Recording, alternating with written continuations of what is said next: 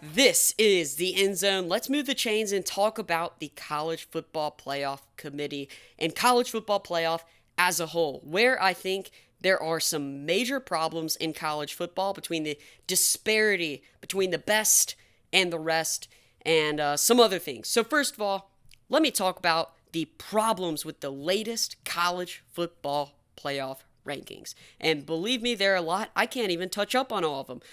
First, I do want to hear down below, how would you fix college football? What is the secret sauce or the potion that you wake up one day, you say, here, let's fix college football? Because there are a lot of problems in college football, and we're going to be diving into that today. And this is really just me talking out loud with my ideas on college football. So first, college football rankings, the most glaring problem is that there are no guidelines, there are no structure, or is no structure, excuse me, and it's way too ambiguous. The College Football Playoff Committee has no real way of ranking teams. It's just they wake up one morning, it feels like they just say, oh, this team feels like they're better than that team. They rely so much on the eye test. How many times have I heard them use eye test as an excuse for placing a team where it is? It seems like they just rank teams kind of in the way that they think they like them, and then they come up with excuses as to why each team is ranked where, and that's where we see a lot of these contradictory points in the College Football Playoff Committee. We've seen this every year, but we're seeing this a ton this year. First of all, do they even care about wins and losses? It feels like they have these rankings, they slowly move throughout the year, and teams barely drop or even rise with bad losses. For example, Texas A&M sitting at number 5, curb stomped by number 1 Alabama. Iowa State sitting at number 6 has 2 losses. 2 losses. And they lost to Louisiana. Did we forget that they lost to Louisiana? I know Louisiana is a ranked team, but it's Louisiana. Florida just lost to LSU, one of the worst teams in the SEC. By the way, they had tons of players out because of COVID.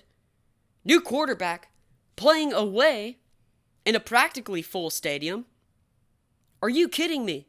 Only moving down one spot. Georgia sitting at number 8 with 2 losses, 2 lopsided losses. Lopsided. Alabama and Florida. Yet they're still ranked number 8. Yes, I understand that Georgia is improving, but you have to remember, even when Georgia was in this improving stage, they almost lost to Mississippi State. So when you talk about the eye test, say Georgia looks better. Well, they've looked better against bad teams. Okay. You don't want to rank Florida behind Georgia because of the head-to-head. But that was earlier in the season. Florida has obviously gotten worse defensively. Georgia has gotten better offensively.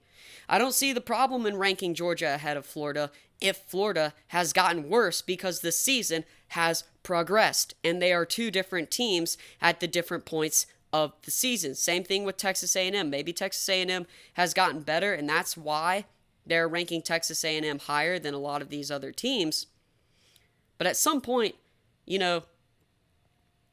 I just don't understand why Georgia is ranked this high in a combination of why Florida didn't drop.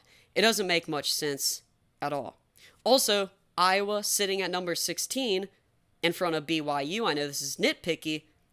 Iowa lost to Purdue and Northwestern. Northwestern, a good team, but Purdue, not so much. BYU's played more games. The College Football Playoff Committee says you will be rewarded for playing more games because they penalized USC for not playing enough games.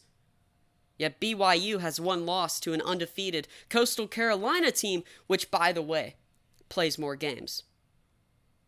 That doesn't add up at all. Also, Ohio State, they don't play a lot of games, yet Ohio State is ranked number 4. There's SEC bias everywhere. I don't really think I need to spend much time on this.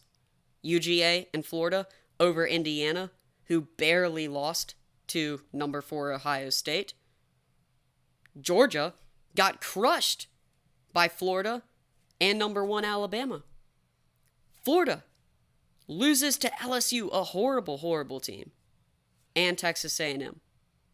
Yet Indiana is ranked below both those teams. Try to make sense for me. Please. Please comment and try to make that make sense. We also see excuses for rankings and not reasons. Their excuse for moving down Cincinnati was because they're not playing. Ohio State hasn't played. They played one more game than Cincinnati in the past couple of weeks. Iowa State didn't play last week, yet they moved up.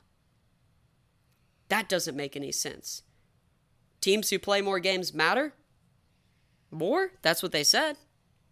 That's not happening.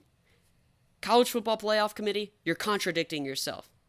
That doesn't make any sense. They also barely penalize teams. Talk about the eye test. Florida, LSU, can't harp on it enough.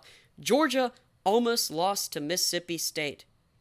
Didn't move down. And they say Cincinnati also went down because they looked rough against Central Florida. Central Florida, last time I checked, is a far better team than Mississippi State. And Georgia looked way worse against Mississippi State than Cincinnati looked against Central Florida. Make that make sense for me.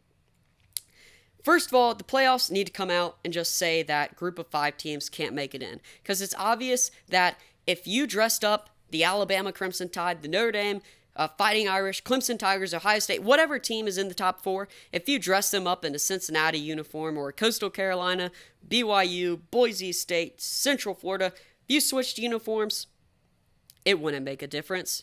They wouldn't rank them high. It's all because of a bias that the committee has.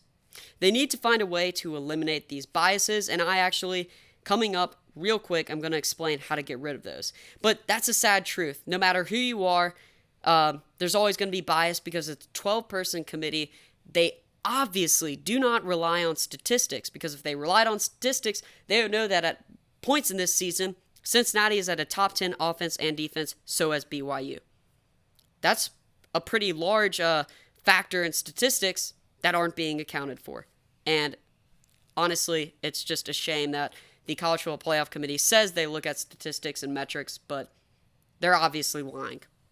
So, how could we fix college football? That's the major question and the point of this video. So I have a couple things that will fix college football. First of all, the NCAA needs to have more power.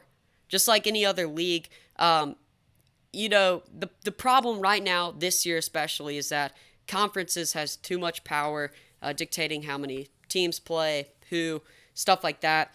But every conference should first of all be required to play 9 conference games, So SEC and ACC, that means I don't care what the bias of your conference is. A lot of SEC fans try to defend saying, we're in the hardest conference in the country. We shouldn't have to play as many conference games. Shut up. No.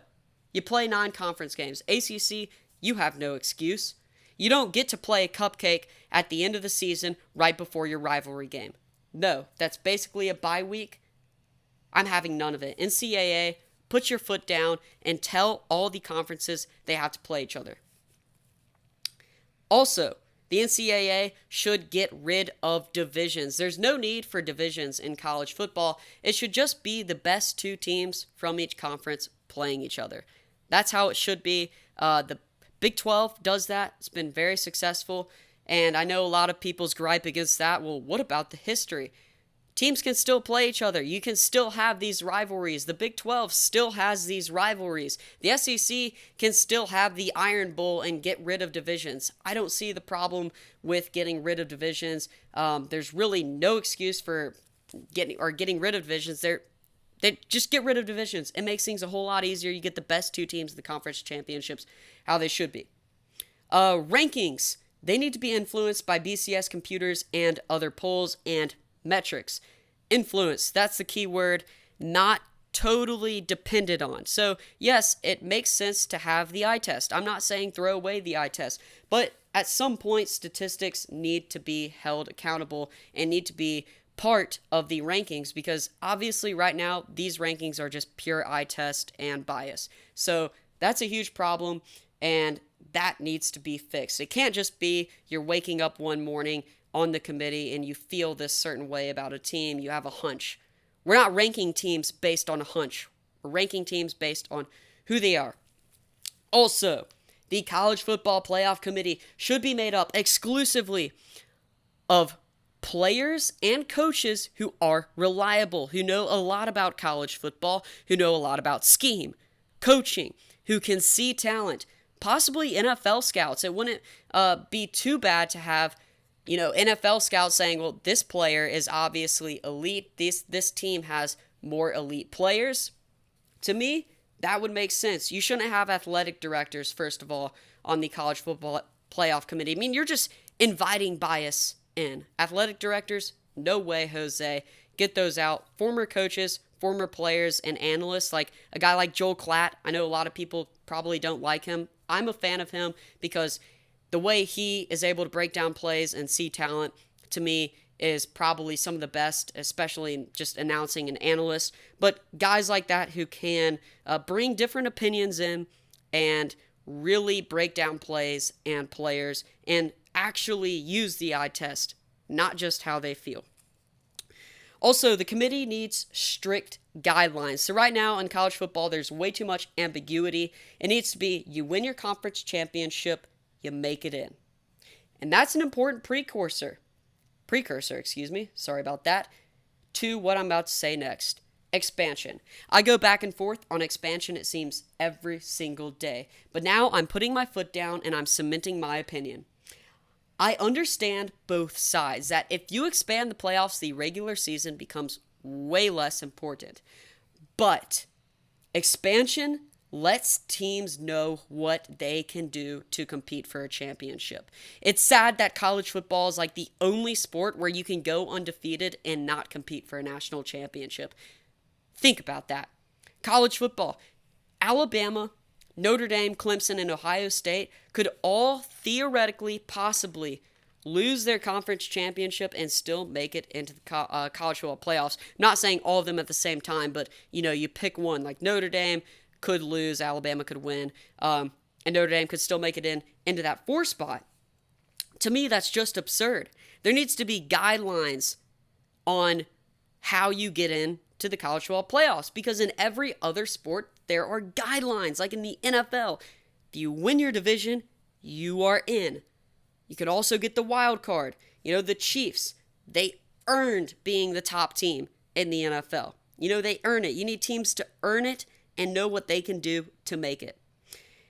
Also, like I said earlier, if conference championships force teams into the college football playoffs, so if you say 5 spots are left for those conference champions, then the regular season becomes way more important, because if you win the regular season, you get into the conference championship, you win the conference championship, you get into the college football playoffs. So that kind of, helps out the case for the people who say, well, if you expand the playoffs, you lose a lot in the regular season.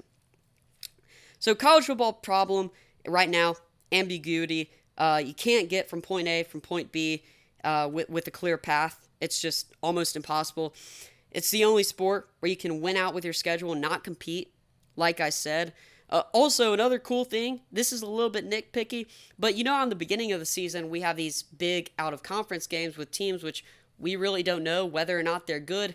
Why don't we move those near the end of the season? Make out-of-conference games more important by saying, hey, if you have Alabama and I believe Miami are playing next year, something like that, or Alabama always opens up with a game with a team where you don't really know if they're good or not. It usually ends up being a blowout. It'd be much more exciting to have these games near the end of the year. So, for example, if that were this year and Alabama were playing Miami, I'd much rather see that at the end of the year than in the beginning of the year. So, again, that's kind of just a nitpicky thing, like a little bit of sprinkle on top. But I think that's how you can really fix college football and make a case for fixing the college football playoffs. Keep a 12-team committee, make it more analytics-based, have actual people who know football. I can't believe I'm saying that, but you shouldn't have people who have never played a snap of football, or at least college football, in their life in the committee, because realistically, they don't really know what they're talking about when evaluating these teams. I'd love to know your opinions down below. What do you think can fix college football? Thanks for watching the End Zone. Make sure to like, subscribe, and comment so we can move the chains.